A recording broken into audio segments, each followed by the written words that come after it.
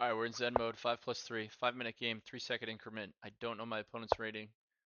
That's the idea of Zen mode. Let's click that. Okay. E4, C5. This is a Sicilian defense. So at the end of the game, I'll guess my opponent's rating based on the play, and then I will briefly analyze the game and try to take one big thing away from it that I will remember for the rest of my life, or until I stop remembering things. This is just a standard Sicilian, so black hasn't defined the Sicilian. I was going to say A6 is the Najdorf, G6 is the dragon. There's E6, which is like, actually forget, I should know that. Then there's like knight C6, which is the main line. Okay, so against the Najdorf, we play what's called the Fischer-Sozin attack, which is bishop C4. E6, now we play bishop E3. B5 feels a little premature, but I guess it doesn't have to be. Now B4 does hang this pawn, but that's okay. We don't mind that. F3 is a move. Queen D2 is a move. We'll start with F3. The point being, now if B4, you're not removing the defender. So we'll scoot the queen up, and we'll eventually launch G4. We'll do it even before castling.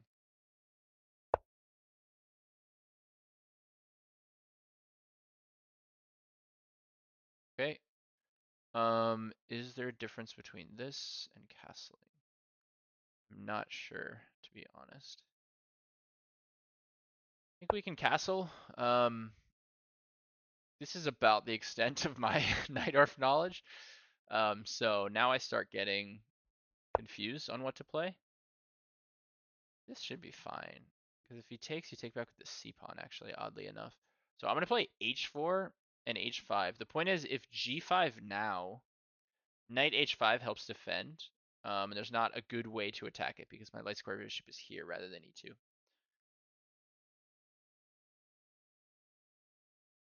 Knight C4? We're going to do this. I'm not going to overthink it. At some point, I want to play King B1. That is typically a helpful move in the... So he does play this. I think we want to take, in dragons, you definitely want to take because this piece is so important. I'm not sure it's as important here. Truthfully, I do not know. If takes, do I care? I'm going to take with the bishop. I'm going to hold on to this. Now he's going to try to line up an attack on this square. Yeah. But I'm pretty sure I can play King B1, Queen somewhere. Oh no, I'm gonna move away, huh? Okay, so I was gonna say I put my king here.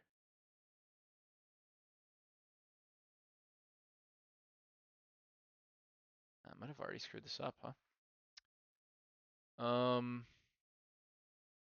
Maybe I can play this and C3, but after bishop E2, where's this knight go?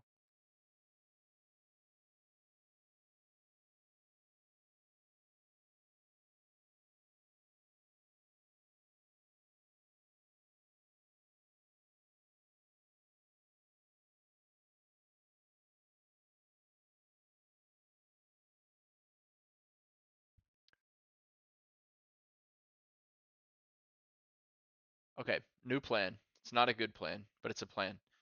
I'm gonna play G5. He's gonna play a move that attacks this twice. I'm gonna play Queen H2. He's gonna take, and then after he takes, I'm gonna play King D2, which has the benefit of defending the C3 knight and is threatening rook b1 to attack this twice. The problem is going to be if you play something like d5 and then bishop b4 attacks this, but that requires two moves. So we're going to start with this. Okay, so he does this first.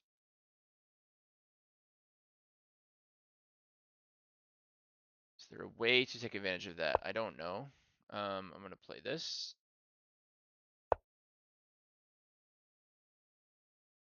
Okay, okay. So, here? Here.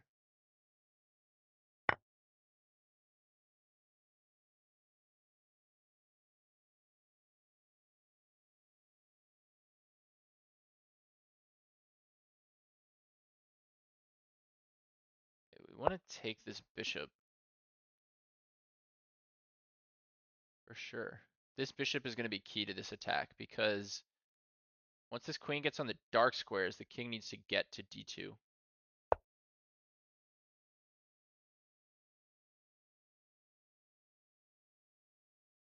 Huh? Takes? Takes. So I can't take this because it's just checkmate. That's not good. We don't want to give that up. Do have this in between move.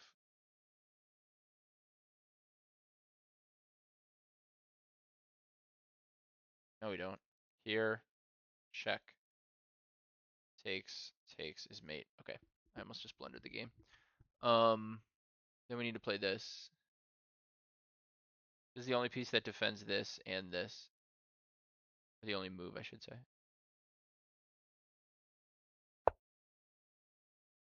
This is getting real sketchy. I have no clue how to play this position, and it's possible I already blundered everything.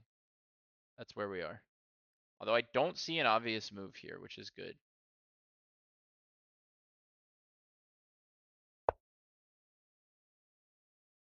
Okay. Don't mind this. Do not mind this at all.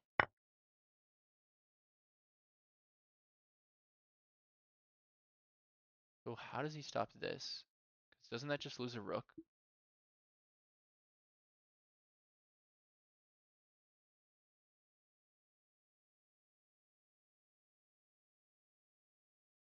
I think this just loses a rook. But I'm not sure. We're going to find out. He's playing very fast for reasons that are unclear to me. So you can't take because I just take with either piece. You can't go here because I take. If you go here, or kind of the only square. Wow, so he takes like this. Unreal. This guy just crumbled. He just fell apart. I don't know why people play so fast. I don't get it. Why are you in such a hurry?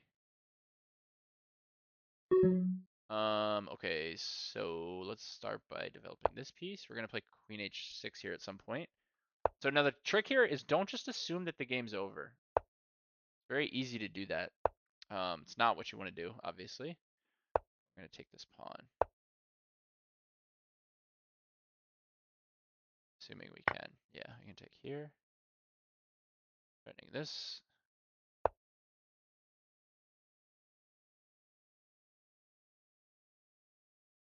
Okay, I need my queen on a better square.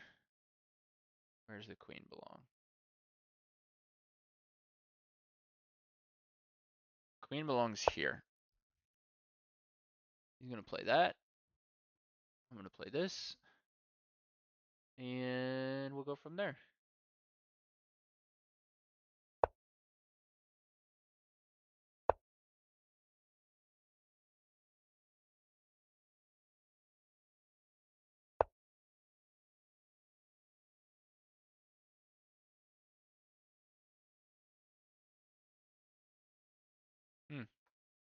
I missed that idea. Um,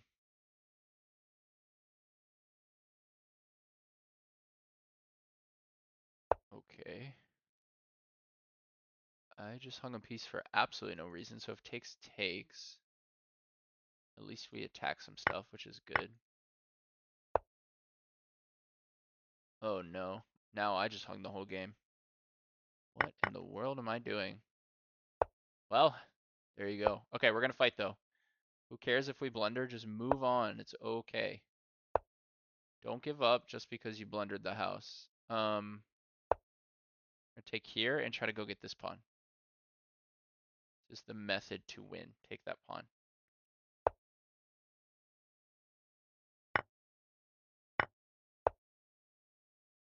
Getting here.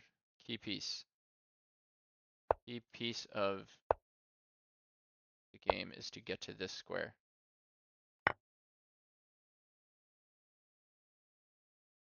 Takes, and it's over. We don't want that. Okay, we do this. Now we play this. Oh, he's gonna push his pawn. Don't like that.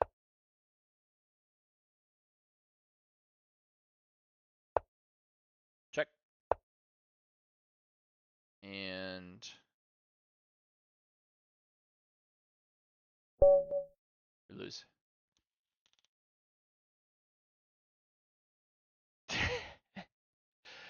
He didn't need the time. Look at that. He took 22 seconds. First of all, why play a 5-minute game if you're only gonna use 22 seconds? But the sad part is he still won. Okay.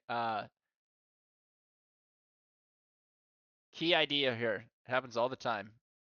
He hangs his queen. Mentally, we tell ourselves the game's over, and then we start allowing things like this, where we put our knight on an insane square. Only way I can lose this is to play to a square that makes no sense on Earth. I mean, I can just play like knight b3 and still win this game. I can just play this and then take here. I just wanted to stop this idea, but I missed the threat, which was this. Um, Big takeaway, regardless of his rating or the game, is just when you're up significant material, stop thinking in terms of like micro ideas and just make sure that all your pieces are safe on good squares, and you'll figure the rest out later. It doesn't need to be some beautiful conversion. It just needs to be not hanging a full piece, and certainly not hanging the queen. I mean, this is tough. This is embarrassing enough that I for sure will post this video because um, we wouldn't want it any other way. Yeah, this is really bad. You know what though? Hey, you're never gonna stop blundering, so that's part of the game. So I'm gonna predict that he is like a 1950, maybe like a, I would say like 1960 will be my guess. 2085, so much stronger than I thought. Normally when someone plays that fast, they're not that strong of a player. But hey, like I said, he didn't need the full time to beat me, so more power to him. Here we go. We're going to really quickly run through the game, learn a little bit from it, and then use one big takeaway. There's going to be a lot of blunders in this one. Quite a few blunders. 54% accuracy? No, wait, we'll wait till the end. Okay, so we get maybe a little more precise here. So we get what's called a Najdorf. I play this bishop c4 line, bishop e3, back to b3. Not much to say here. I don't want to spend too much time on openings because that's not really the point of this channel. Queen d2, g4, and now I effectively don't know what to play. Castles, h4, yeah, this is all fine. Takes, and h5. I'm still doing fine here. G5. So just for what it's worth, if this, my plan, oh, b3. I never even considered that. My plan was to play this. And the point is now I weirdly am defending everything, which is, this is what happened in the game in a different version. But this was what I had in mind. This is actually good for white. This is why, I mean, if you want to know why Sicilians are so hard, you intentionally drop a pawn on b2, move your king, and it's +3 for white. I mean, it's just crazy how difficult Sicilians are to play. Um, Especially these sharp Najdorfs, which is why there's like, there's a blunder in every move. It's also why they're fun to play, frankly, because like it's so sharp. Yeah, so g6, h6. I've seen this idea. I didn't do it. I should have gone for it instead of taking back. So first blunder is taking. H6 even stronger, and you just rip everything open. I know about this idea. I just didn't. I'm not sure why. Takes. I thought with these threats of e6, him taking with the king would help me, but it kind of actually helped him. Move the queen, takes, and then he just misses it entirely. I start by taking back, but I did see this idea. Now we play this. He blunders the house. This is a game that I should be able to win literally blindfold. And I find a way to blunder, which is going to happen. So it's easy to say like, oh my god, I suck so bad. How could this happen? The reality is this is going to happen more than you think. So don't be so hard on yourself. These positions are not always just like super easy to convert. But the takeaway is this. Just don't even allow a situation in which you could drop a full piece. Just play a style that is effectively boring and just puts all your pieces on safe squares, and then